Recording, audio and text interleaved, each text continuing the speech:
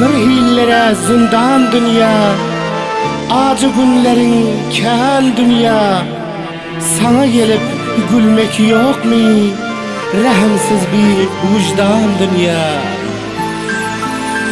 Ey zalim dünya, sen elinden gözü yaştır köp insanın.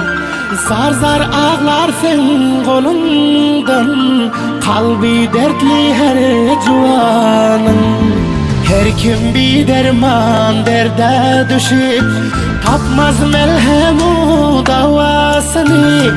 Bilmer hiç hoşluğa kuvuşup, almasa enenin duasını. Ah bu dünya, yalan dünya, köpleri gama salan dünya. Sana gelip, hoşbak bulup, var mı kabir gülen dünya. Ah bu dünya, yalan dünya, hoşluğum menden alan dünya.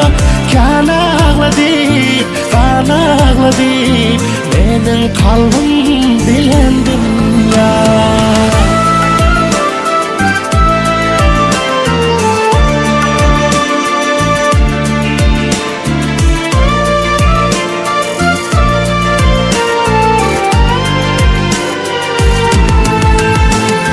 Kim dostumdur, kim düşmanın, gah yok kadolayanın.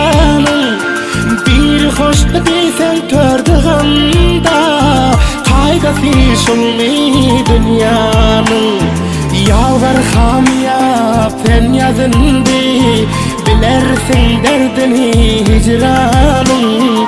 Hoşluğuma tamu hayatlara döndü, bu gulam nebi armanın. Ah bu dünya, yalan dünya, köpleri gama salan dünya. Sana gelip, hoşbak bulup, var mı kabir gülen dünya. Ah bu dünya, yalan dünya, hoşluğum menden alan dünya. Kan ağladı, kan ağladı, benim kalbim bilen dünya.